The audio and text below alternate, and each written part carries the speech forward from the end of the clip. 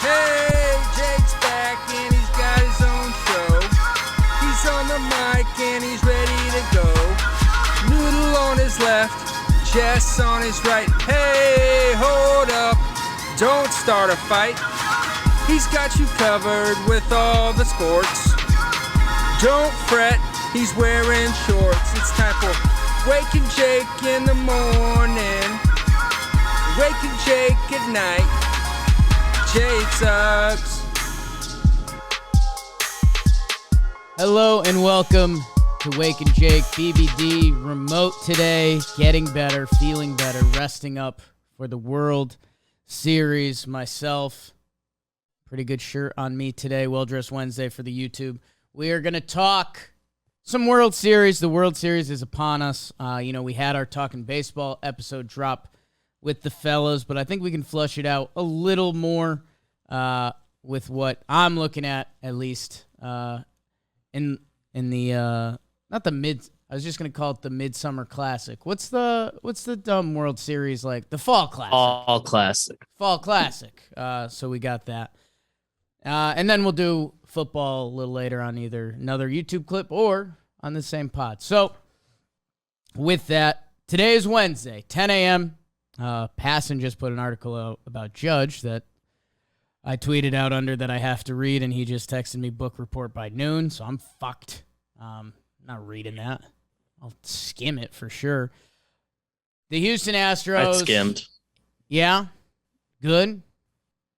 Bad? Yeah, I'm like through the first half of it, I think. It's just, I think I'm about to get to the stuff that's new. The juicy stuff. Okay, well, I'll get there with Brother Jeff later. The Houston Astros. That's none of their business currently because they won 106 games in the regular season. They then entered the postseason, and they are 7-0. They swept their in-division Mariners 3-0. Mariners kind of could have easily taken 2 of those games. There was the 18-inning game, and then there was the game they won, the Robbie Ray Jordan affair. You may remember that. But they didn't. They won. The Yankees, they tripped up against the Guardians a little bit, some rainouts and things like that. They come in. They don't punt game 1. They're in game 1. It might have been the game that they had the best chance to win. Yankees go to their B bullpen, if not their C bullpen. Houston wins. They kind of dominate the next 2. Strikeout fest. Sad times. The drop ball by the Yankees. And then that game 4, the Yankees fought pretty good. Offense puts up 5. They can't turn a double play. Nestor gave up the 3-run shot to Pena. Bada bing, bada boom. The Astros are 7-0. And in 4 of those games, they had a decent chance to lose them, and they just didn't. And maybe that's a Houston thing. Maybe that's an opponent thing. You know, the Yankees are one of the hottest topics in the street right now for all the wrong reasons. I mentioned the Passon article. Their front office, who will be coming back. We'll find all of that out in the next week or 2, we think. But Houston rolls. They're so good. I don't need to go through the lineup because you know the guys in the lineup. I don't really need to go through the rotation because you know the guys in the rotation. But if you don't know what Christian Javier has done this year, maybe I'd like to drive that home. Just because he's 25 years old. He had a 2.54 ERA in 25 starts, 148 innings. He's also come out of the bullpen this year for 5 times. Will he do that in this playoffs? We haven't seen a playoff series pushed to 6 or 7 games yet. So we really haven't seen the wear and tear on a bullpen that can happen.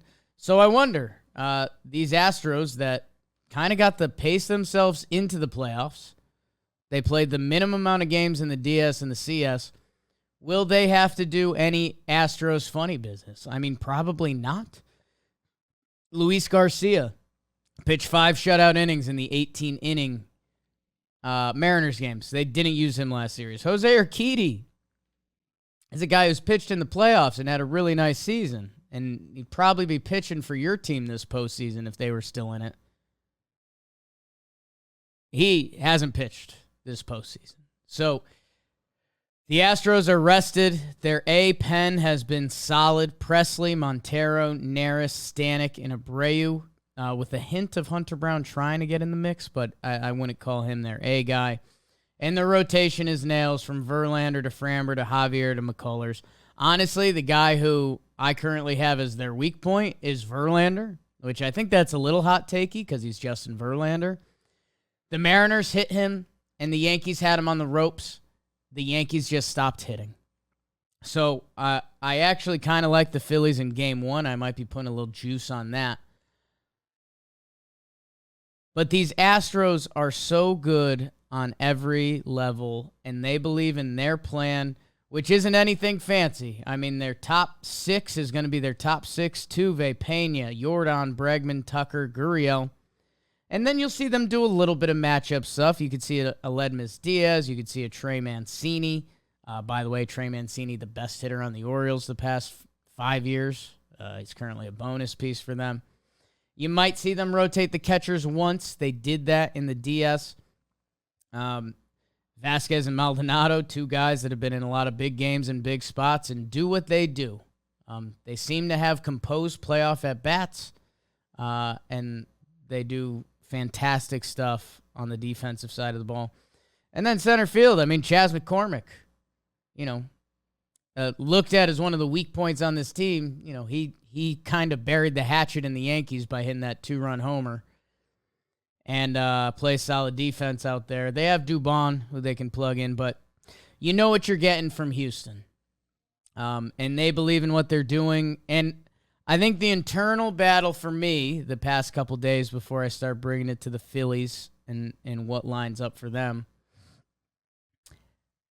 there's 2 different schools of thought here that are both win-win or lose-lose, and I don't know. The Houston Astros, you already know. I mean, me and Jimmy's Twitter are jacked up for the coming weeks, and that's fine. They're an extremely well-run organization. I mean, going back to even the tanking years, they had a plan. They overstepped the boundaries once or twice, and we all know about that. Everything outside of that has been chef's kiss. Altuve has been there for a while. Bregman has been there for a while. Yuli and Tucker now with, Jordan and Pena now joining the equation after letting Correa walk, which people thought could be their downfall. Framber, McCullers, Javier, 3/4 of their rotation. When they traded for Justin Verlander, he was DED dead. Remember that? Some sticky stuff, some revivals, all of that. They are what you want your team to be. I mean, if a pitcher goes to the Astros, do you say it's a coin flip, or are you like, well, they're probably going to tap into this guy? Neris, Montero, Presley, Stanek. What they did with Verlander years ago. And then, the sniff test, BBD and Trev were on it the most. Young Jeremy Pena, the shortstop. Them as an organization, they deserve the right, especially seeing the contract Correa ended up getting, that, man, you have to believe that this Pena kid was going to be a solution. And he has been. The year-end offensive numbers aren't crazy, but for a rookie season, they're pretty good. And he's fantastic with the leather. And now in the postseason, he's gone to a new level. So, in a way, Houston is what you want your franchise to become. I mean, their payroll has not been the highest year over year. They came out with that last decade of payroll, and Houston's middle of the pack. They pay the guys when they have to. They tap into guys that other organizations can't, and they call up, and they have a young factory of players that continue to find their way. That guy Hunter Brown, who's thrown in their bullpen right now, he's supposed to be a pretty solid starting pitching prospect. Don't be surprised if next year he's a guy we talk about a lot. On the other side, and the other side of that Astros thing, some people are going to hate them forever for the cheating thing, and I can't tell you how to think. And if you saw my Twitter mentions the past day or two, you'd think I wouldn't tell you to stop thinking that way about them. But I really don't care anymore. I mean, 2017 is a long time ago at this point. They're not cheating now, and they're still really good. The other side of the coin, the Philadelphia Phillies, who, if you heard us do our Talking Baseball episode, or if you haven't, I'll spoil in a minute. I think they need some better help. And now a word from BetterHelp. You guys are already probably familiar with BetterHelp, but BetterHelp, the importance of mental health in the sports world is becoming more and more popular. Athletes, mental health coaches. In your life, you should be taking care of your mental health too. The importance of it in your day-to-day life to be on top of your game, whether you're me, mid but lovable, like my t-shirt says, or if you're a star athlete, you need to be taking care of your mental health. Because think about it. If you're confident and you're rolling, you feel great. You feel like the bee's knees. You can't be beat. When you're in your head, you're in a slump. Sometimes that's all you think about. And sometimes there's no way out. With BetterHelp, maybe this could be your way. BetterHelp is a great option, convenient, accessible, and affordable, and entirely online. And the part I like, they'll get you matched with a therapist after filling out a brief survey. But if you don't like them, which I think is a key part to all of this, you can switch therapists at any time. When you're ready to feel at the top of your mental health game, therapy can get you there with BetterHelp.com/Jake. Hello. BetterHelp.com/Jake, and you'll get 10% off your first month. Why don't you give it a roll? So the Philadelphia Phillies, who they'll be teeing up against, they had the longest National League playoff drought coming into this. They got a 6 seed that didn't exist previous to this season. COVID year, I know, don't care. They have a GM that I have been pretty tough on. Dave Dombrowski calling the shots in Philly. I've taken my hacks at before because the equation I've used is that when he comes into a situation, he gets to basically play a fantasy draft on video game mode. He gets to sell his prospects. He gets to sign a couple of free agents.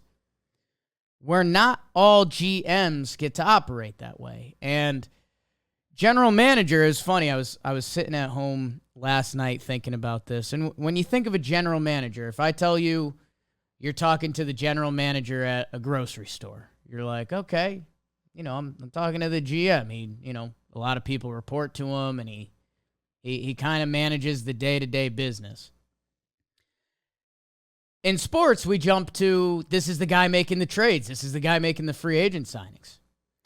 And something as the older you get and the more you learn, the GM, they don't fully get to do that. They answer to the owner, and the owner tells them what they can or cannot do. And our guy, Aaron Judge, who I mentioned before, the Yankees want to sign him. It sounds like the Giants have the thumbs up to sign him. It sounds like the Dodgers. Every GM will go up to the price that their owner will give them. So a general manager in sports, you're managing the ownership.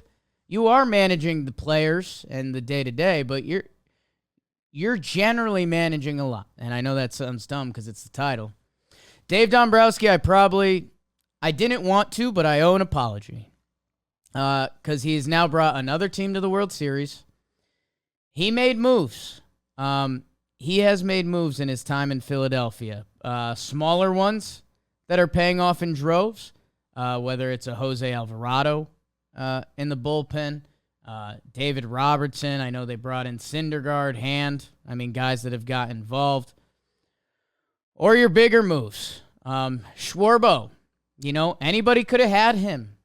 Schwarbo, for what he does offensively, the risk was defense. And are you going to play him defensively or find a DH spot?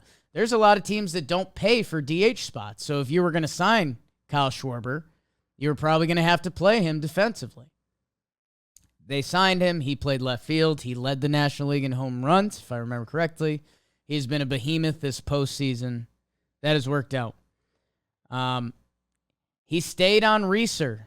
Real Muto and Harper are pretty good ball players. Castellanos, they signed. Remember, I was hell-bent that he was going to go to the Marlins. He's a Marlins fan, one of the few. He's from the area. Felt like the win. Right when he was about to make a decision about his free agency, I think it was down to Miami and Philly. It was right when Jeter left. That was a pretty big sign that Castellanos wasn't going. And guess what? Nick Castellanos had a bad year. For his standard, very down. The Bohm situation, they stayed around him. Bryson Stott, they made a call. And they got him in the mix, and he has been great for them. Brandon Marsh, they traded for a starting center fielder. I know he's batting ninth. I know the offensive numbers aren't great, but he's tracking down balls. He ran into a huge 3-run home run for them. Like, that's a big move that at the time didn't seem like something. So, Dave Dombrowski, although I feel like there should be a damn asterisk for the 6th playoff spot, because any other year they wouldn't have been in. But no, I'm not going to do that. Dombrowski gets some love. He made a bunch of moves, and the Phillies are in the World Series. And hopefully, as my friend James has been alluding to, the Tampa Bay model was win as many regular season games as possible. Tampa Bay has still not won a World Series. The Dodgers said, let's steal the Tampa Bay model and put it on steroids. We're the Dodgers. We've got money. Bing, bang, bong. It's worked really well. They have a World Series. The 2020 asterisk starts to get a little larger. And that's not to go to nuclear war with Dodgers fans. As I was sitting and thinking last night, I was thinking about the, asterisk in baseball and how I was a guy that was like, give Houston an asterisk, right? Like, they cheated, like straight up. Like, what are we doing? Tell the story. It is what it is. The Dodgers 2020 season, should there not be a story told about it? Isn't that the whole point of an asterisk? Like, it was a 60-game season. We did a funky playoff format. We played the whole thing not in front of fans and then in a neutral site. Obviously different circumstances, but the whole part of baseball and sports at the end of the day is kind of telling the story that I don't know. With Houston being as successful as they have been, and now this Phillies run, which I don't know how to compartmentalize it fully, they have the juice, man.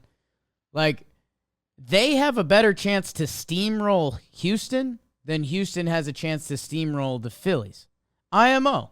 Just with how their offense is clicking in the top of their rotation, if they can steal 1 or 2 in Houston, they can bring it back to Philly and have a rowdy crowd and go nuts, and everyone in that lineup is a threat.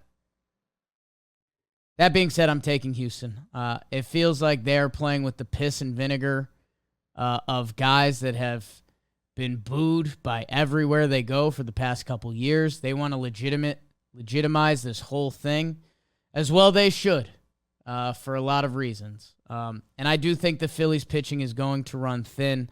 Like I said, I mean, the Astros 4 starters, Verlander, Valdez, McCullers, Javier.